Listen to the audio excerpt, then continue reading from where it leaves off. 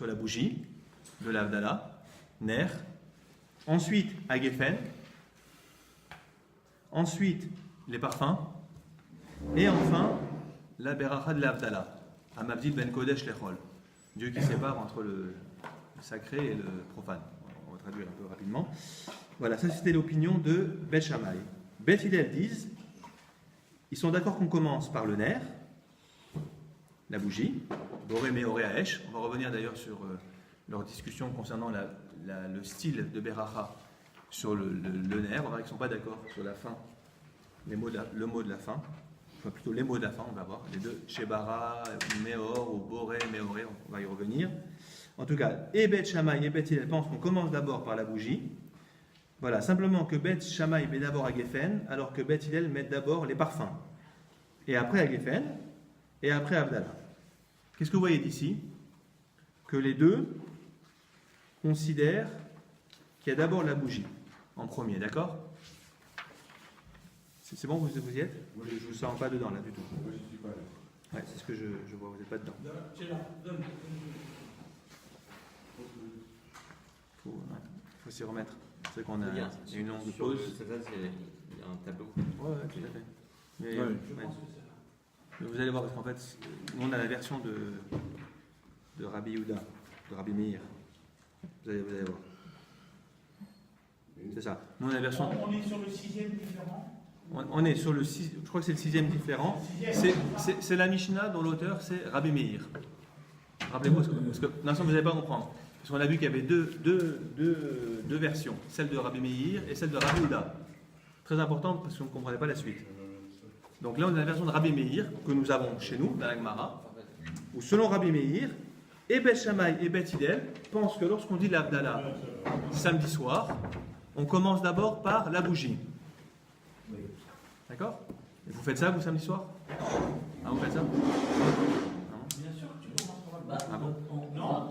D'abord, on a lui. J'aimerais bien voir. Alors, je viendrai voir chez vous comment vous faites l'Avdallah, ça m'intéresse. Ah bon, on commence par la bougie? On dit la bracha sur la bougie en premier? C'est parfum. Non, mais tu allumes d'abord. Parfum? Non,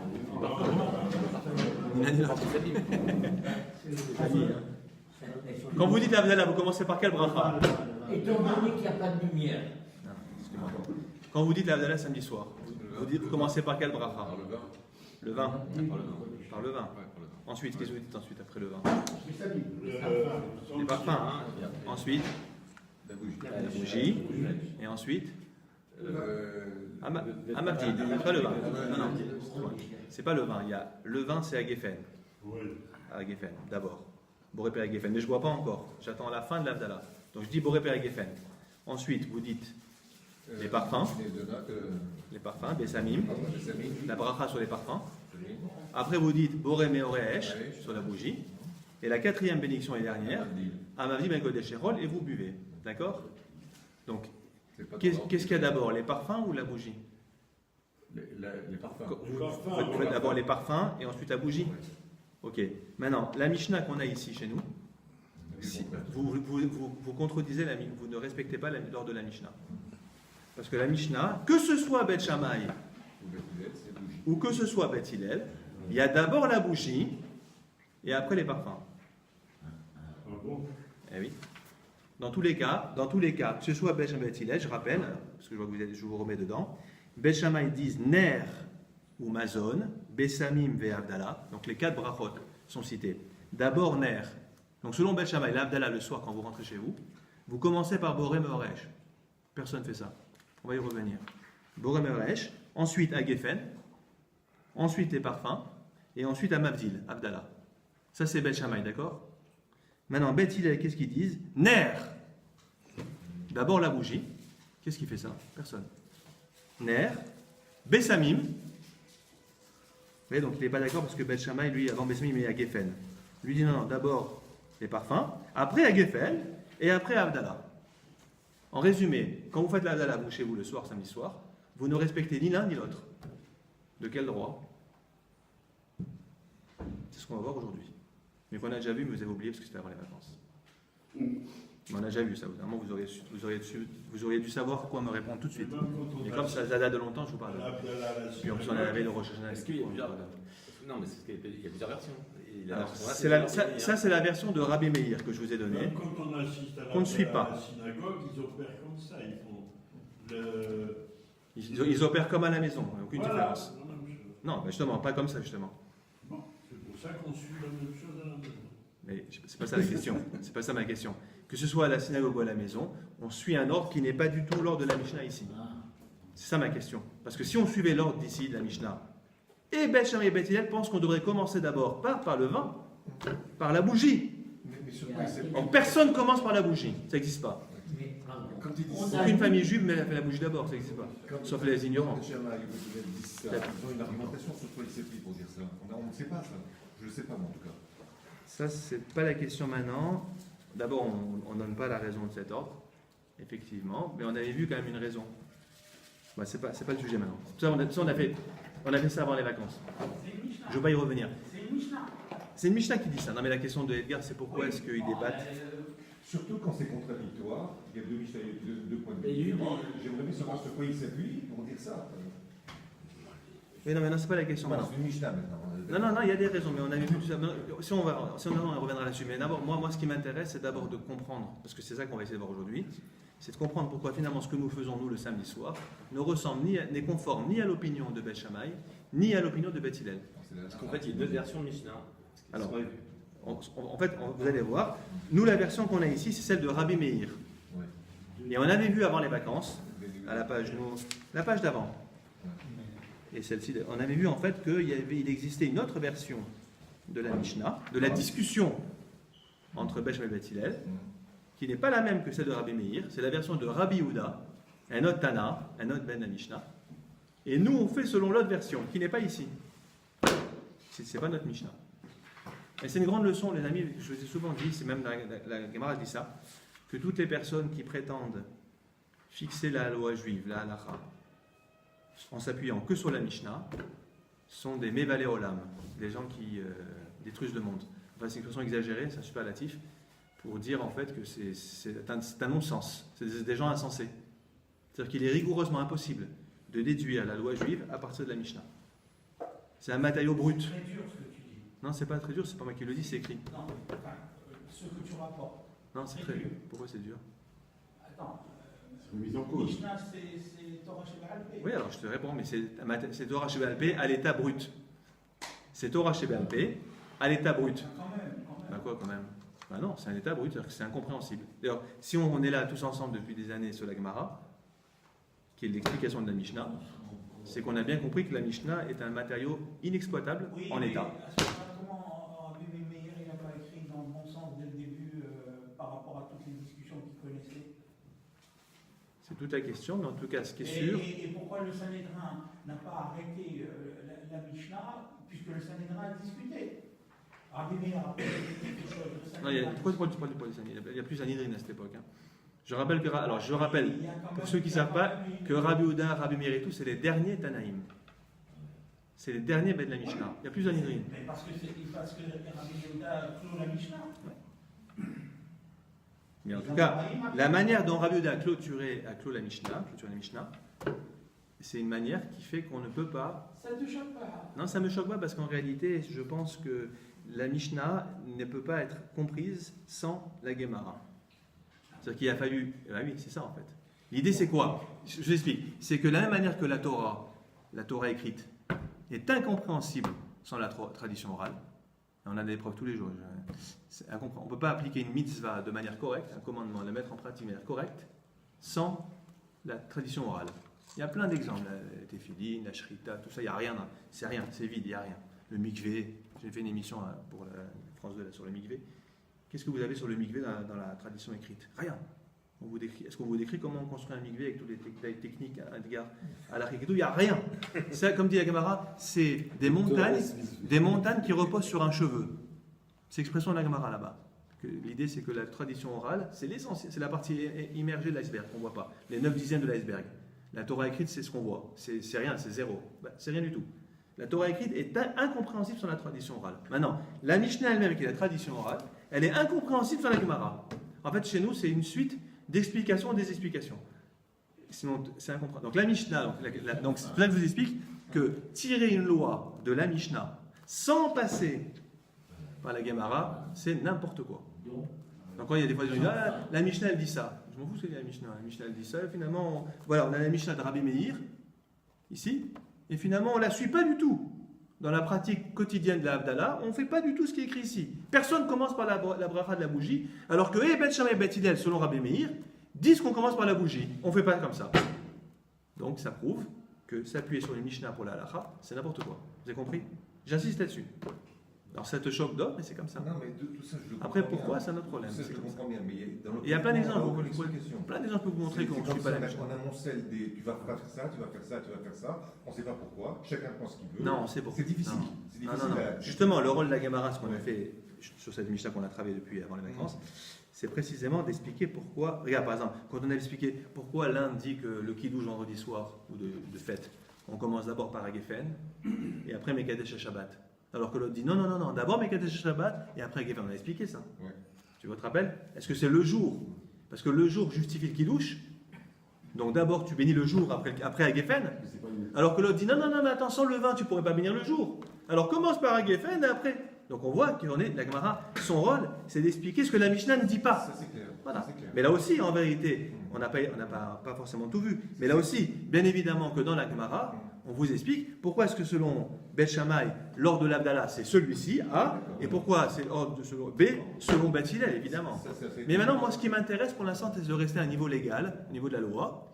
Et ce qui va nous intéresser, c'est de comprendre pourquoi, au final, aujourd'hui, on ne se respecte absolument pas ni l'opinion de Shammai, ni l'opinion de Bet Hillel concernant l'Abdallah que nous faisons tous les samedis soirs. Vous avez compris? C'est ce qu'on va voir maintenant. C'est le sujet d'aujourd'hui. Trop longtemps les traditions et les habitudes. C'est-à-dire? Bah, s'il y a des communautés qui ont commencé en respectant Hillel et l'autre, et une autre communauté en respectant l'autre rabbin. Non, mais après, on a fixé, on a vu qu'il y a eu 2 ans de flottement. Et après, on a fixé la loi comme Bet Hillel, vous vous rappelez? On avait vu ça. Pendant 2 ans, les uns faisaient comme l'un, les uns faisaient comme l'autre. Et il y a une voix divine qui a dit la loi est comme Bet Hillel. Vous vous rappelez de ça? Donc aujourd'hui, comment on devrait faire l'Abdallah? On devrait commencer par la bougie en premier. Parce que même Bet Hillel dit que la bougie passe en premier. Or, qui fait ça? Personne. Pourquoi? On va voir. Ça marche? Quand on finit Shabbat, on arrive D'ailleurs, tu vois, à pour répondre à Edgar, l'obscurité. logiquement, logiquement, on devrait commencer l'Abdallah par la bougie. Eh ben voilà. Pourquoi? Parce qu'on va voir que la Parce bougie. qu'on était. Bon, alors d'abord, c'est que le Shabbat, on n'utilise pas le feu. Ouais. Donc là, on allume le feu pour marquer la césure, justement. Voilà, on marque la césure. Le reste, on ne fait pas d'interdiction. Le reste, quand on prend des parfums, il y en a qui prennent des parfums le vendredi soir au Kiddush. Moi, je sens des parfums Namir quand je peux. Donc, on prend des parfums Shabbat. L'Avdallah, il n'y a pas de transgression du Shabbat quand je dis Amad Kodesh, quand je dis à Geffen. Par contre, allumer la bougie est une transgression. Donc, ça marque la césure. On verra également que c'est parce que le feu a été créé dimanche, premier jour de la création. Et donc, samedi soir, c'est le premier jour de la création. On va voir. Donc tu vois, par exemple, c'est un indice qui te permet de comprendre pourquoi et l'un et l'autre disent là tu commences avec le feu, avec la bougie. Et Tu vois, donc c'est pas. ça, Il y a des raisons. on n'a pas retenu ça de la halakha. Est-ce que ce n'est pas aussi pour prolonger le Shabbat au maximum? Peut-être. Ça c'est pas écrit là. Mais on va voir. Vous allez, en tout cas peut-être, je sais pas. Alors maintenant regardez, les amis, on reprend la. Donc ça c'est la Mishnah qui se contente de dire que l'un et l'autre, retenez ça, peu importe la suite, parce que ce qui nous intéresse maintenant, c'est de retenir que l'un et l'autre considèrent qu'on commence d'abord par la bougie. Alors maintenant, regardez, donc c'est écrit Ravuna Bar Yehuda, Ikla'a, Lebe Rava. Vous l'avez? Ravuna Bar Yehuda, Ikla'a, Lebe Rava. Est-ce que tout le monde l'a? Donc c'est la page 231, le guimel en gras là, le deuxième paragraphe d'un Stenzhals. Et ceux qui ont les versions classiques, il y en a pas. Dov, tiens, montré à ton ami. Prenez celle-là. C'est bon, vous l'avez? Prenez celle-là. Non, vous l'avez trouvé ou là? C'est bon, vous l'avez? C'est bien. Non, parce qu'il n'est pas. Remontre-lui donc. Remontre-lui, s'il te plaît. Il n'a pas retrouvé. C'est écrit Ravuna Bar Yehuda, vous l'avez? J'ai des yeux. Voilà. Voilà. Non, parce que je veux absolument que vous suivez dans les mots. Parce que si vous ne suivez pas dans les mots, ça n'a pas C'est d'intérêt. important. Alors, parce que sinon, ça n'a pas d'intérêt. La Gemara, c'est dans le texte. c'est un cours sur texte. Ravuna, vous l'avez? Oui. Donc un certain maître qui s'appelle Ravuna Bar Yehuda, c'est un Amora, un maître de la Gemara.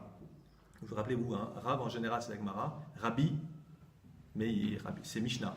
En général, vous avez compris? Rav, Gemara, Rabbi, Mishnah. Alors, c'est écrit Ravuna. Ou alors dans les maîtres de Gemara, ils n'ont même pas les maîtres de Gemara, ils n'ont ni Rav ni Rabbi. Rava, Rabba, Abaye, Samuel, Shemuel, on les appelle même pas Rav ou Rabbi. Ou alors, si on les appelle Rav, on le dit Rav, mais pas Rabbi. Rabbi, c'est réservé aux maîtres de la Mishnah. Aujourd'hui, on ne sait plus trop Rav et Rabbi, c'est un peu un rabbin, c'est un imbroglio, mais à l'époque, c'était clair. Sauf pour après. Sauf pour Après. Acher. Ouais. Et encore, il y a un Mishnah où on le trouve. Oui. Elisha ben Abouya. Alors, regardez, Ravuna Bar Yehuda, on raconte une anecdote, et cette anecdote, elle va nous permettre de fonder la loi, la pratique quotidienne de chacun, la pratique religieuse. Regardez, il y a un mec qui s'appelle Ravuna Bar Yehuda, la Gemara, donc on est en Babylonie. Ikla, c'est un mot en araméen qui veut dire qu'il a rendu visite à, il s'est rendu chez.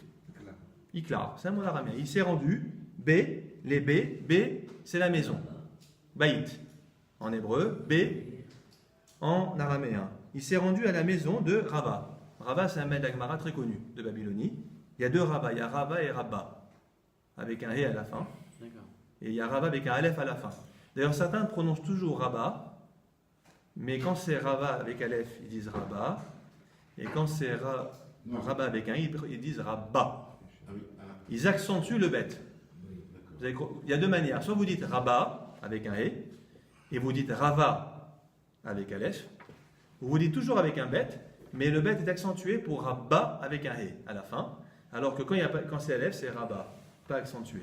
Il y a deux traditions, d'accord? Vous savez qu'il y a des gens qui ne prononcent pas, je ne sais pas si vous le savez, parce que l'hébreu moderne nous a un peu déformés, mais il y a des gens qui ne prononcent pas le bet. Le bet n'existe pas. Quand on dit Abraham, je ne sais pas d'où ça sort. D'ailleurs, même pour regarder la traduction de la Bible, c'est écrit Abraham toujours avec un bet, un B, pas un bet. C'est l'hébreu moderne, ça. L'hébreu biblique, il n'y a pas de bet. D'après certains, les puristes, il n'y a pas de vet. C'est que bet. Il n'existe pas de vet. Bon, je ne dis pas, il y en a qui disent que le vet existe, c'est un grand débat, mais certains disent que le vet n'existe pas. C'est-à-dire c'est le bec avec Avec le point. dagesh. Ouais. Non, même quand il n'y a pas le dagesh, c'est quand même B. Simplement avec le dagesh, la différence, c'est qu'au le dagesh, c'est un dagesh d'accentuation. Par exemple, Rabba. Par exemple, Abraham, il n'y a pas de point dedans, donc ça va donner Abraham. Pas Abraham. Mais s'il y a un point dedans, comme Rabba par exemple, ça donne un bet accentué. Mais il y a soit un bet accentué, soit un bet non accentué. Mais le bet, d'après certains, n'existe pas. Et d'autres disent pas du tout, il y a toujours le bet et le vet. La plupart des gens prononcent bien le vet. C'est pas grave, je vous donne des éléments comme ça. Aussi de grammaire, c'est intéressant. Ok? Alors maintenant, il s'est rendu chez Rava ou Rabba, et il a observé l'Avdallah de Rava. Comment Rava disait l'Avdallah? C'est intéressant. Parce que maintenant, vous avez compris, la Mishnah, elle date de 3 siècles avant. Maintenant, comment il fait lui aujourd'hui 3 siècles après? Par rapport à notre Mishnah. Parce que là, on est la Gemara, la fin de la Gemara. Rava, je crois que c'est parmi les derniers. Ouais, c'est vers les derniers. Mais de la Gemara, 5e siècle. Alors que la Mishnah, elle a été écrite vers le 2e siècle. Voilà, vous avez 3 siècles, plus de 3 siècles qui séparent les deux. Alors maintenant, cette Mishnah qui parle de l'Avdallah, comment on la met en pratique 3 siècles plus tard? Regardez. C'est la question que tu poses. Exactement. Chazia c'est l'araméen de Ra, voir en hébreu. Chazon Obadia. Ou Chazon Yeshaya, c'est un aramaïsme. La vision du prophète Obadia ou du prophète Isaïe. Ça vient de là. Shabbat Chazon. Avant Tisha B'Av. Rabba, alors qu'est-ce qui s'est passé? Il s'est rendu chez Rava. Et Ravuna, le sujet de Chazia, c'est Ravuna bar Yehuda, fils de Yehuda. Chazia, il a vu les Rava, il a regardé Rava. Il a vu quoi? Il a vu que Rava, Débarir, Abesamim, Berecha. Vous êtes pas non plus. Non, c'est pas grave, je cherchais. Comme vous avez tous des différences, c'est un peu compliqué en fait. Idéalement, il faudrait que le chat. Voilà, c'est là. C'est en haut. D'accord. Voilà, Chazier. Utiliser quand même Khazia pour dire. Chazier les Rava. Raïta, c'est beaucoup quand même. Hein. Comment? Utiliser Khazia pour dire. Utiliser le verbe. Je parle uniquement de Chazier, c'est Rava. Ra. Ouais. Oui, c'est plutôt. Oui, Ra. Il a vu? Khazia. Non, mais Khazia, c'est vraiment le songe prophétique. Non, pas en araméen. Dans l'araméen d'Agmara, quand on dit Chazia, c'est pas un sens prophétique, c'est vraiment voir comme voir normalement. Observer, c'est ça? C'est pas au sens prophétique. Je te réponds. C'est pas observer? Observer, exactement. Ah, observer, là. Observer, tout à fait. Il a observé. Chazia, c'est voir, observer. On dirait même plutôt istakel en hébreu moderne. Les istakel, regardez, contempler. Donc il a vu quoi? Que Rava, des barir. Vous voyez, barir, c'est l'araméen de Berach. C'est la même chose, pratiquement avec un yod en plus. Vous voyez, il y en a qui disent yod, il y en a qui disent yod. Bon, tradition différente. Il a vu quoi? Qu'il faisait la Beracha à Bessamim Berecha. Ah, quand il a commencé sa Havdalah, il a commencé d'abord par Bessamim, sous-entendu avant quoi? Avant la bougie. Comme nous. Comme ce qu'on fait. On commence Bessamim. Non. D'accord. Le vin, pour moi, il a peut-être fait avant. Mais ce qui nous intéresse, nous, c'est qu'il a dit d'abord Bessamim et après la bougie. Comme ce qu'on fait. Alors qu'est-ce qui va se passer? Rava il dit, mais je ne comprends pas, il y a la Mishnah. On commence par la bougie d'abord. Les deux. Shammai et Hillel disent qu'on commence d'abord par la bougie. Qu'est-ce que tu es en train de faire? Regardez, il a vu qu'il faisait la Bessamim, Berecha. Vous voyez, Berecha, c'est comme Rosh Hashanah, en début, en premier. Bitrila, au début. Il a commencé par ça. Alors, qu'est-ce qu'il lui a dit Ravuna Bar Yehuda? Amarlé, il lui a dit, il a parlé à Rava, il lui a dit, Mikedi. Ça, c'est un mot-clé qui veut dire étant donné que. Étant donné que, voilà ce que tu devrais faire. Mikedi, puisque. En français, c'est puisque. Puisque Bet Shammai ou Bet Hillel, Amaor, l'a Péligé. Puisque Bet Shammai et Bet Hillel, Amaor, à Maor, le Aleph, c'est par rapport à, concernant Maor, la bougie, la Péligé, ils ne sont pas en désaccord. À savoir, Ditnan, il y a une erreur ici, chez nous c'est pas des Tanya, c'est une Braïta, mais non, c'est une Mishnah, Ditnan, parce qu'on enseigne dans la Mishnah chez nous, Bet Shammai Omrim, Bet Shammai disent, donc on prend l'extrait de la Mishnah, Ner ou Mazon, vous voyez, Ner d'abord, Bessamim après, Ve'Avdala, ou Bet Hillel Omrim, et Bet Hillel disent Ner d'abord, ou Psamim après, les parfums, Mazon ou Ve'Avdala. Donc les deux, ils disent d'abord la bougie et après les parfums. Toi, qu'est-ce que tu fais? Tu commences par les parfums. Qu'est-ce que tu es en train de faire? Tu contredis la Mishnah. Vous avez compris? La question depuis tout à l'heure, je vais expliquer. C'est ce qu'on a compris. Et alors? Donc maintenant, regardez ce que lui répond Rava. Ané, il lui a répondu. René, c'est répondre. Donc, Ané et Rava, Batré, Rava a répondu derrière lui. Batré, ça veut dire qu'il a directement répondu. Batré, c'est Acharav, après lui en araméen. Batré, après lui. Batar, après. C'est-à-dire que directement, il lui a répondu. Zo divrei Rabbi Meir. Zo divrei Rabbi Meir. La Mishnah que tu me cites, notre Mishnah, ce sont les paroles de Rabbi Meir. Mais ça ne fait pas loi. C'est pas la loi. Aval, mais, tandis que Rabbi Yehuda Omer, voilà la version à laquelle moi je me conforme. Rabbi Yehuda, c'est Mishnah, voilà, bravo. Rabbi Yehuda, il contredit Rabbi Meir. Rabbi Meir aussi, c'est Mishnah. Alors que Rabbi Yehuda Omer dit, vous voyez la différence d'ailleurs, l'autre c'était Ravuna, Rav. Là c'est Rabbi Yehuda Omer. Lo nerleku Bet Shammai ou Bet Hillel à l'Amazon, chez Ubatechila, Ve'alavdala, chez Basof. Bet Shammai et Bet Hillel ne sont pas en désaccord concernant Mazon à Geffen, chez Ubatechila, qui est la première bracha récitée. Ve'alavdala, chez Ibasof. Et l'Avdala qui est la dernière. Comme on fait d'abord à Geffen en premier, 1 à Geffen, 4 Avdala. Et entre les deux, voilà, Al-Maner Lekou, à quel sujet ont-ils discuté? Sont-ils en désaccord? Marloquette, controverse, ça vient de là. Al-Amaor ve'ala Bessamim, concernant le milieu, la 2 et la 3, sur la bougie et les parfums. Chez Bet Shammai Omrim, Bet Shammai disent d'abord Al-Amaor, d'abord la bougie, on bénit sur la bougie. Ve'acharkar Bessamim, et ensuite les parfums, ou Bet Hillel Omrim, tandis que Bet Hillel disent Bessamim, comme j'ai fait, Rava, Ve'acharkar Maor, et seulement après la bougie. Vous avez compris?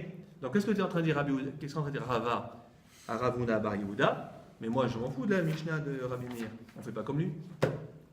On fait comme Rabbi Yehuda, qui lui effectivement pose la discussion entre les deux tout à fait différemment que celle de la Mishnah, de chez nous de Rabbi Meir. Elle n'a plus rien à voir, les sourds n'ont pas lu la même. Vous avez compris? C'est-à-dire que lui, il a suivi Bet Hillel, qui considère qu'on commence d'abord par les parfums, la paragraphe de parfum, et après, la bougie. Maintenant, la question qui vient immédiatement, c'est et pourquoi on ne suivrait pas Rabbi Meir? Vous êtes d'accord avec moi, la section de Dov tout à l'heure?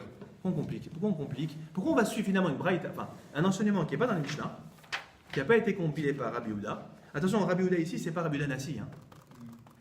Le contradicteur de Rabbi Meir, c'est Rabbi Houda qui est en général Rabbi Houda Bar Ilai, un autre Tana très connu, mais qui n'est pas le même que Rabbi Houda Nassi. Attention. Maintenant, la question qui va se poser immédiatement, à laquelle va répondre Rava, et après tout, pourquoi est-ce qu'on ne suivrait pas Rabbi Meir? Pourquoi on ne fait pas l'Abdallah comme ici? Alors du coup, pourquoi toi, Rava, tu suis la version, l'opinion de Rabbi Houda, et pas celle de la Rabbi Meir? Vous avez compris la question? C'est logique. Alors d'emblée, Rava répond à cette question. Regardez, c'est la suite. Ve'amar Rabbi Yochanan. Et Rabbi Yochanan a dit, je rappelle que Rabbi Yochanan, c'est la première génération des Amoraïm qui a étudié avec Rabbi Yanassi. C'est un maître de Palestine, hein, Rabbi Yochanan, c'est pas de Babylonie. Il est considéré comme un Tana. Il est considéré à la fois comme un Amora et comme un Tana. Donc il a une autorité très forte. Donc quand Rava cite Rabbi Yochanan, c'est très fort. Il peut s'appuyer sur lui. Parce que Rabbi Meir, c'était quand même l'élève qui a le nom de Ravarer, et il y a toujours une méfiance sur Ravarer. C'est votre Non, il a étudié pas simplement auprès de Ravarer. Non, c'est une bonne remarque, mais c'est pas pour ça. Il a étudié auprès de Rabbi Akiva, il a étudié auprès de Rabbi Ishmael, il a étudié auprès de... Non, en vérité, je vais vous dire, vous savez, c'est le réceptacle. je vous ai dit une fois, vous savez pourquoi on suit rarement Rabbi Meir au niveau de la halakha? Parce que non, on le suit très rarement. Parce qu'on ne comprenait pas. Bravo. Il avait un esprit tellement subtil et fin que les gens ne pourraient pas le comprendre. Il était capable, il y a une Mara qui dit qu'il était capable de démontrer par 300 arguments Oui. blancs et 300 noirs. Il avait une dialectique, une finesse telle qu'on ne peut pas le suivre. Il nous dépasse. C'est pour ça qu'il est ni Anassi, ni Arbeti. Très grand. Alors par alors, il y a eu aussi une histoire, il fait partie des Acherim, il y a aussi une histoire, bon, c'est pas le sujet maintenant. Bon, peu importe. Alors maintenant, regardez. Maintenant, Enfin, ils ont complot. ouais, il était dedans lui, non? Ah bah bien entendu. Voilà, il est il y a dedans. aussi l'histoire des Acherim. Il y a toute une histoire, mais c'est pas le sujet maintenant. Alors maintenant, je crois que c'est aussi lié à ça. Ve'amar Rabbi Yochanan, voilà. Et voilà ce que dit Rabbi Yochanan. Nahaguam, kebet Hillel, aliba de Rabbi Houda. Ah, regardez comment la force de la communauté de l'habitude, à force de loi. Nahaguam, le peuple, a pris l'habitude de faire comme Bet Hillel, aliba de Rabbi Houda. Ce que nous faisons. De faire comme Bet Hillel selon Rabbi Houda, c'est-à-dire d'abord Bessamim et après Boré, Meoresh. Et c'est ça qui s'est imposé au niveau de la loi. Alors c'est curieux parce qu'on est en train de dire que la pratique quotidienne fait loi.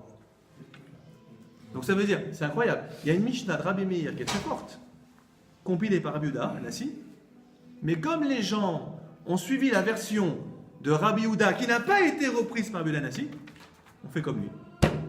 C'est un très bel exemple de montrer la puissance de l'usage populaire. Il y a quelque chose que j'ai pas compris, j'ai dû rater une marche. Au début, il me semblait, D'accord les amis? qu'on disait que Beth Hillel et Beth Yehuda, tous les deux étaient d'accord. Et Beth Shammai étaient tous les deux d'accord pour qu'on commence par la bougie. Ouais. Suivant la Mishnah de Rabbi Meir. Rabbi Meir. Ouais. Maintenant, on est en train de dire qu'en s'appuyant sur Ben Yehuda, tous les deux sont d'accord pour dire qu'on commence par Bessamim. Non. Non, je comprends. Non. Dans la version de Rabbi Houda, Ouais. dans la version de la discussion, de la controverse entre Beth et Beth de Rabbi Houda, c'est plus du tout la même que celle de la Mishnah. Il aurait fallu que j'ai un tableau pour te montrer, il y en a un ici. T'as le tableau. Beth Hillel selon Rabbi Meir. Exactement. Beth Shammai selon Rabbi Houda. Et Beth Shammai et Beth Hillel selon Rabbi Houda. D'accord? Ouais. Dans la version qu'on a nous, on va la reprendre, on a Beth Shammai qui dit d'abord je mets Nef, mais au réel, comme ça vous comprenez. Mais en réalité, lui dit Meoresh. On va revenir sur Meoré ou Maor. Meoresh. D'accord? Ensuite, Mazon, c'est un Geffen. D'accord? Ensuite, Bessamim, les parfums. Et enfin, Abdallah. Ça, c'est Beth Shammai. Maintenant, selon Beth Hillel, il y a toujours le nerf au début, Meoré. Ensuite, Bessamim. Donc il met Bessamim avant avec Geffen, tu as vu? Bessamim. Comme l'autre. Non. Non. L'autre il met à Geffen d'abord. Ah, Geffen, d'abord. pardon. À Geffen et Abdallah. Alors regarde, tu as vu, tu es d'accord que le 1 et le 4, ils sont d'accord. Oui, absolument. Ce qui change, c'est là. 2 et 3, ouais. Maintenant, dans la version de Oui, mais Rabbi par rapport Yehuda, à Rabbi Meir, il y a un problème. quoi? Quelle est la version de Rabbi Meir? C'est le droit, c'est là. C'est la version de Rabbi Meir. La version de la discussion entre de Shammai et Hillel, c'est celle-ci. Oui. Oui, enfin, si ce n'est qu'il peut pas. Shammai, il ne peut pas faire référence à Rabbi Meir s'il change l'ordre. Non, t'as compris. Non. C'est Rabbi Meir qui a une tradition de leur discussion orale qui est celle-ci. Rabbi Meir, il vient bien après Hillel. Hillel, c'est l'époque d'Hérode. Oui, bien. Bon, donc il vient après. Maintenant, lui, il a reçu de ses maîtres, qui ont reçu de leurs mains, que c'était ça l'objet de la discussion entre les deux écoles, les deux académies. Vous avez compris? En fait, c'est encore une fois, parce que nous, on a écrit avec des écrits. Tout ça, c'est oral. Oui, c'est ça. Donc, des fois, moi, j'ai compris, j'ai entendu ça, moi, j'ai entendu autre chose. Alors que Rabbi Yehuda, il a une autre tradition, il a entendu autre chose par rapport à la discussion. Alors, maintenant, regarde les cas. Maintenant, concernant Rabbi Yehuda, tous les deux, mais d'abord à Geffen en premier, et Abdallah en dernier. Donc là, ça n'a plus rien à voir avec. Alors, le seul point commun avec Rabbi Meir, c'est qu'il y a toujours l'Abdallah à la fin. Ça, tout le monde est d'accord quand on dit Amati du côté de à la fin de l'Abdallah. Ça, tout le monde est d'accord. Par contre, regarde, lui, il met un Geffen ici, alors que l'autre, il mettait la bougie. C'est clair? Maintenant, où ça change, c'est au milieu. Selon Beth Shammai, d'abord, on dit Meoré, Aesh, et après Bessamim. Or, Rava, lui, on l'a regardé, il a regardé Ravuna Bar Yehuda, il a vu qu'il a commencé d'abord par Bessamim. Il a fait Bessamim, après la bougie. Il lui a dit, mais comment tu peux baisser après la bougie? La bougie est en premier d'après tout le monde. Réponse de Rava, moi je tiens pas compte de cette tradition de Rabbi Meir, je tiens compte de la tradition de Rabbi Yehuda. Or, chez Rabbi Yehuda, chez Beth Hillel, qu'on suit, il y a d'abord Bessamim, et après la bougie. Donc, tu as compris, dans la tradition de Rabbi Yehuda, la discussion, elle se situe ici. Alors que chez Rabbi Meir, elle se situe là. Ça n'a rien à voir. D'accord. Est-ce que c'est clair? Non, c'est clair. Oui, c'est clair. Mais une chose que je veux comprendre. Comment se fait-il que Beth Hillel, comme Beth Shammai, se réfèrent à la fois à l'un et à la fois à l'autre avec des conséquences qui ne sont pas les mêmes? Pourquoi le type dit moi j'ai entendu ça, c'est ça que je pense. C'est l'inverse de Yehuda. C'est le propos rapporté. Voilà. C'est le propos rapporté. C'est comme si toi tu décidais de dire j'ai entendu quelque chose, j'ai entendu quelque chose, j'ai entendu A et B, donc je dis A et B. Et puis tu dis ah oui, j'ai entendu autre chose, c'est C et D. Mais tu as dit A et B avant. Et maintenant tu dis C et D. C'est quoi? Parce qu'ils Non, c'est pas le même auteur. Non, c'est pas du tout ça le même auteur. Non, il y en a un, c'est Rabbi Meir, c'est Rabbi Yehuda. C'est comme si après Tu vas devant le c'est comme si tribunal. après ce cours, toi tu dis le rabbin Zoé, il a dit ça, il a dit blanc, et Laurent il a dit B. Mais toi, tu rapportes les propos de l'un et tu rapportes les propos de l'autre. Donc ça veut dire que toi, tu es un rapporteur de deux propos antinomiques. Non. Mais oui, puisque tu dis des choses différentes. Non. Je suis suivant le maître numéro 1 qui me dit A et B, et je dis, Il y a 80 je pense A et ans. B. Et puis je suis suivant le maître numéro 2 qui dit C et D, et je dis C et D. C'est ça que je n'arrive pas à Il y a comprendre. 80 ans d'écart. Il y a 80 ans d'écart. Entre les deux périodes. Ben oui. Ouais. Donc ils ont évolué dans leur position. Non, c'est pas qu'ils Non, sont évolués. il y a presque c'est un que, voilà, siècle. il y a de la perte Il y a un d'information. Il y a de la perte d'information en 80 ans. D'où l'importance de la discussion. C'est la moralité tout ça. Oui, ça je comprends très bien, mais je ne sais plus à quel saint nous vouer, comme diraient les chrétiens. Mais non, Et mais Yehuda et t'as Rabbi Meir, deux c'est propos ça. rapportés différents. J'entends bien, mais ce Deux sont les personnes mêmes différentes. personnes. Non, c'est pas les mêmes personnes. T'as Rabbi Meir d'un côté, t'as Rabbi Yehuda de l'autre. Oui, là j'ai compris, ça c'est les référents. Mais Beth Non, les Hillel et référents, Beth c'est- Shammai, non, les- tantôt ils se réfèrent à l'un, tantôt ils se réfèrent à Mais l'autre. non, t'as pas compris. On se réfère toujours à Beth Hillel et Beth Shammai.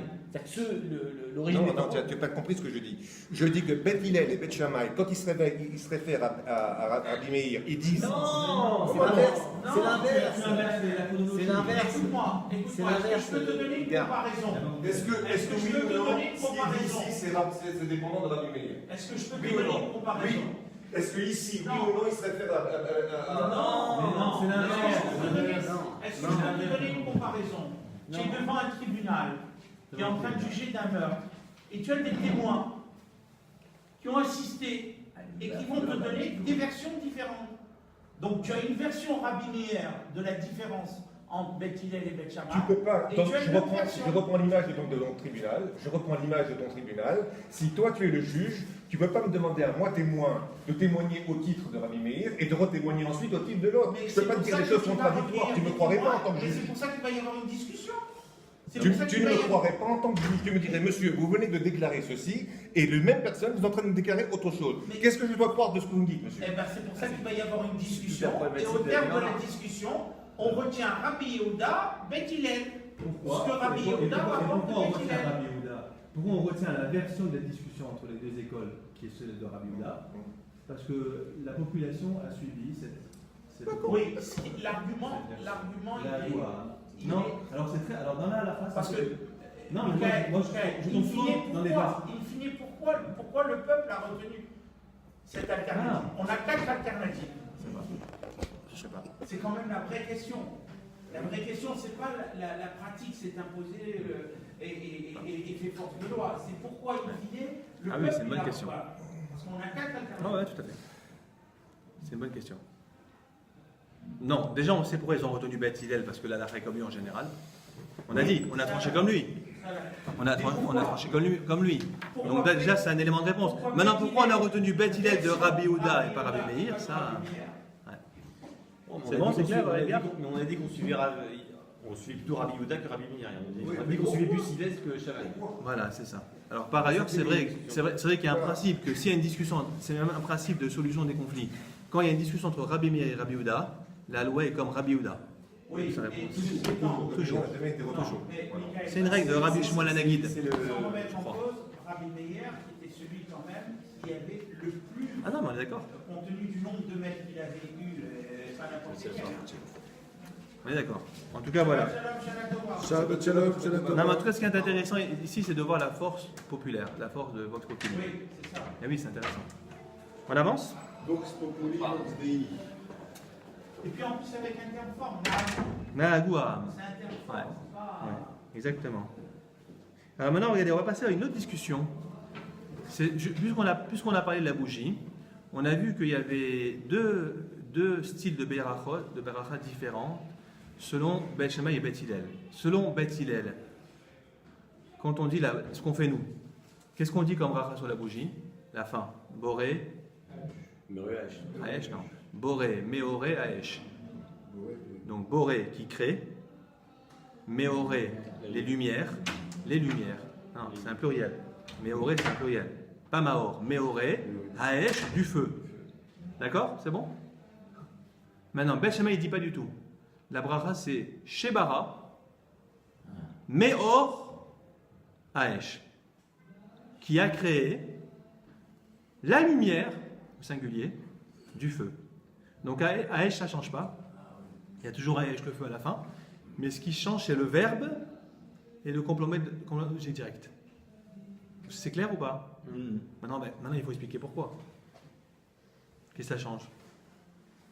Pourquoi l'un dit Boré, Meor, Aesh et l'autre dit Shebara, Meor, Aesh? Vous l'avez? Beth Shammai Omrim, Shebara, Meor, Aesh. Verroulé. Amar Rabba. Alors ça indique que c'est Rabba, justement. Rabba ou Rabba. Vous avez, dans ce vous avez Rabba ou Rabba? Avec Aleph à la fin? Avec Aleph. Donc toujours le même. Ah ben, nous, il y en a qui disent que c'est Rabba avec un He à la fin. Du coup, c'est plus le même. Bon, Rama, Rava ou Rabba. Alors maintenant, regardez, on va s'intéresser à la définition des mots.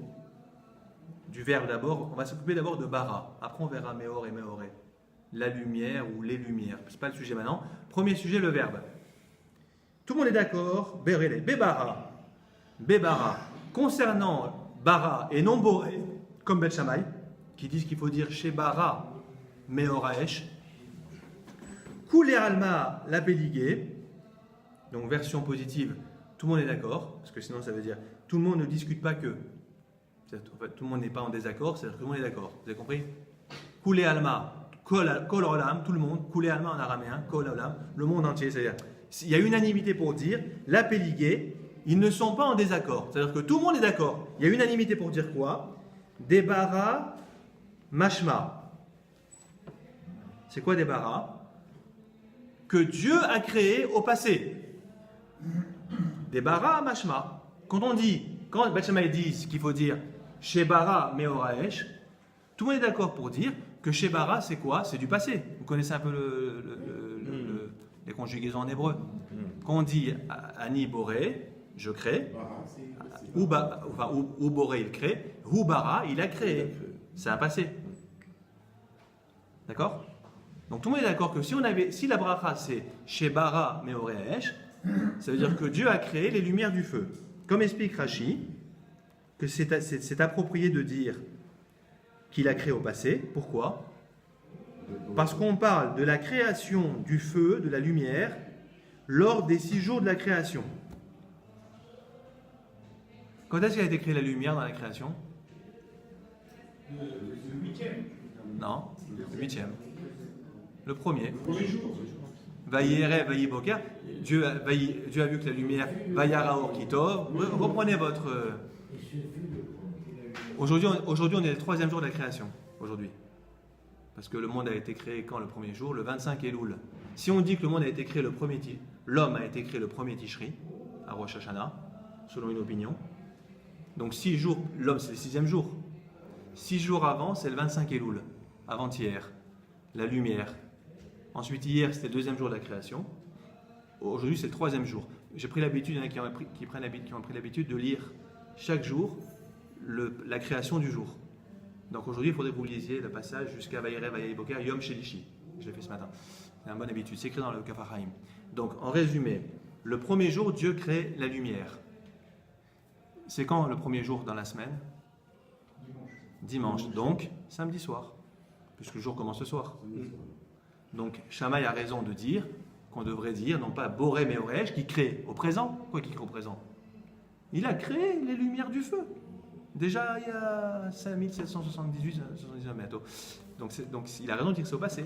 C'est passé. Il se réfère effectivement à la lumière au départ, donc c'est la lumière. C'est pas des lumières.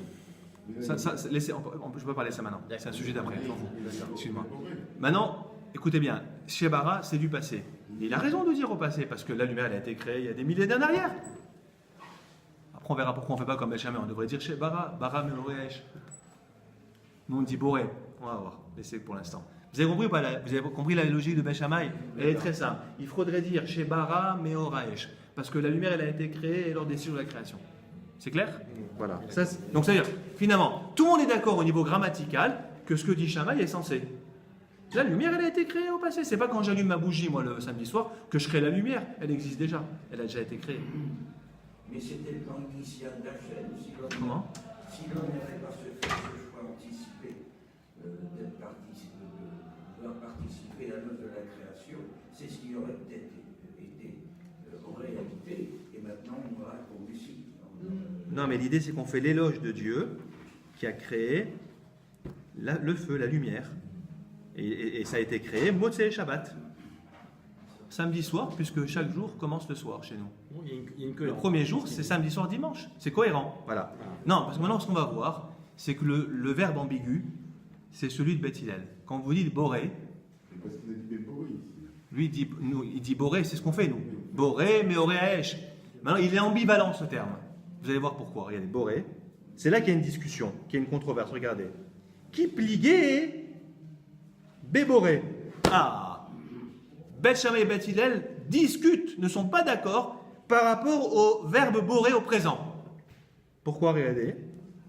Beth Shammai savré. Beth Shammai pense, savré c'est au pluriel. Boré, de'atid le mivra. C'est-à-dire quoi boré? Contrairement à ce que j'ai dit tout à l'heure, c'est pas Dieu qui crée. Non, pas qui fait. Il créera au futur. Atid. C'est comment les Romains on dit. Atid, c'est le futur. De'atid le mivra, qu'il est appelé au futur à créer. Ça va pas, ça. C'est pourquoi le feu est déjà créé, pourquoi tu dis au futur? C'est pour ça que Beth Shammai ne veut pas entendre parler de Boré. Parce que selon lui, Boré, c'est un futur. Boré, mais actif. Où est-ce qu'il sort que c'est un futur? C'est une bonne question. Alors je vous explique, c'est Rashi qui nous explique pourquoi c'est un futur. En vérité, pour être plus précis, c'est un présent continu. Écoutez-moi bien, c'est un présent continu. Ça veut dire que Dieu crée en permanence le feu. À quoi répond Bet Shammai? C'est n'importe quoi. Il a déjà créé il y a 6000 ans en arrière. Vous suivez ou pas? Selon Bet Shammai, quand on dit Boré, c'est un futur compris comme un présent continu. Dieu ne cesse pas de créer le feu. On a déjà étudié cette question sur la bénédiction. Motzi. D'accord, vous avez compris, les amis? Rachid dit Davar chez Boré Tamid. C'est quelque chose qui crée en permanence. Or, disent Bet Shammai, mais ça n'a pas lieu ici. Il a déjà été créé, le feu. C'est quoi, il crée en permanence? C'est bon?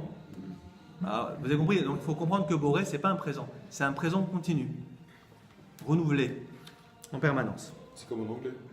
Comme en anglais.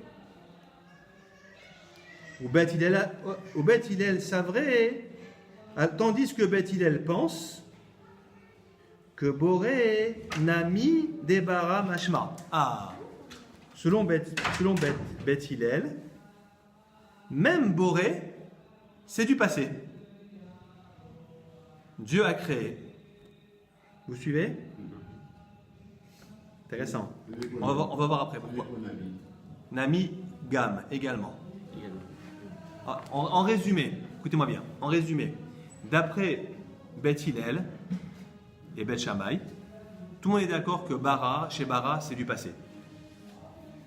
Maintenant, quand on dit Boré au présent, selon Bet Shammai, c'est du futur.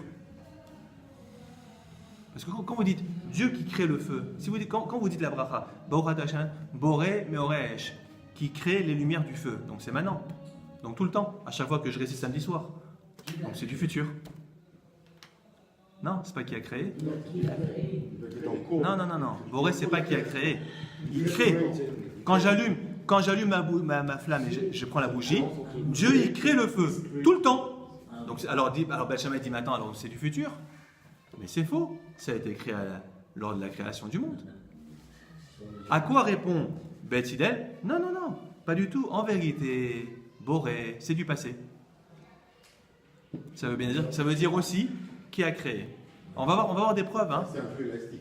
Non, parce qu'on va voir que dans la Bible, dans les textes de la Bible, on a du présent qui signifie du futur. Je vous donne un exemple tous les jours. Du passé. C'est du présent de narration. Ouais. En ce sens-là. Exactement. Pardon, quand vous dites à Motsi, pardon. Regardez, je vous donne un exemple. On avait vu ça déjà. Quand vous mangez le pain, vous dites à Motsi. Ça veut dire quoi, Motsi? Lechem inares, ça veut dire, comment vous traduisez? Comment? Non. Vous ne savez pas ce que dire Motsi, vous faites tous les jours. Wow. Les amis, il faut. C'est qui sort. Qui fait sortir. En vérité, qui a fait sortir au passé. À Motsi Lechem inares, ça veut dire qui a fait sortir le pain de la terre. Donc c'est du passé. Le pain que j'ai devant moi, il n'est pas sorti maintenant. Vous dites à Motsi, c'est du présent? Non, c'est du passé. Pourtant, c'est écrit au présent. C'est du passé. Et bien, Boré, c'est écrit au présent, c'est du passé. C'est comme dans les romans, quand tu racontes une histoire qui est arrivée il y a une semaine, un mois, tu peux l'écrire au présent, Bravo. c'est le présent de narration, certains te dire non, il y a la concordance des temps, tu en Exactement. c'est simple. Exactement. Alors maintenant, si vous avez bien suivi, sur Boré, il y a une discussion. Selon Bet Shammai, Boré, c'est du futur, au sens d'un présent continu. Il crée en permanence. Et nous, c'est des présents de narration. À quoi répond Bet Hillel? Pas du tout. Boré, c'est du passé, comme Bara. Alors évidemment, la question qui va venir après, pourquoi est-ce qu'on a choisi un terme ambivalent alors qu'on avait un terme où tout le monde est d'accord? C'est vraiment juif ça. T'avais qu'à dire Bara, chez Bara, et on est tous d'accord, alors que Boré, on est en débat. Ah ben enlève le débat et reste. Après, on s'embête. Non, mais Michael, c'est logique, il y a une forme de permanence de la création. Ben oui. Alors, une minute, les Tosafot posent la question. Pourquoi est-ce qu'on peut dire quand même que il est et Shammai, ils sont d'accord, alors qu'on fait Alors Tosfot répond, écoutez, ouais, Tosfot répond que comme on va trouver un verset où il y a le mot Boré, un verset dans la Torah, en fait plus précisément dans Amos, le prophète Amos, pas dans la Torah, dans les Névim, la partie prophète. Comme on a un verset biblique où on a le mot Boré, alors Bet Hillel considère que c'est mieux dans une beracha des sages de prendre un texte, un verbe biblique que bara, qui n'est pas biblique. Voilà la raison. Ah oui, c'est la bonne raison. À choisir, choisis un terme biblique. C'est la réponse de Tosafot dans la page que nous étudions. Bara n'est pas biblique. Alors que Boré, on a un verset dans Amos qui dit, je vous le lis, Yotzer Harim, non, mais dans le Yotzer tous les jours, Yotzer Or ou Boré Rocher. Dieu qui crée la lumière, ou Boré, Les ténèbres. et qui crée les ténèbres. Mais en vérité, c'est du passé. Il a créé les ténèbres, c'est la première jour de la création aussi, entre la lumière et la nuit, et les rochers. Donc, comme on a un autre verset qui dit Boré Yotzer Harim, qui crée les montagnes, ou Boré Ruach, et qui crée le vent. Donc, à chaque fois, le mot Boré veut dire qui a créé, en fait. C'est la création du monde, c'est il y a longtemps. Ouais. Mais c'est Boré dans la Bible. Donc, je préfère un terme biblique que chez Bara, qui veut dire la même chose. C'est du passé aussi. Mieux encore, plus clair. Mais comme il n'est pas biblique, laisse-le.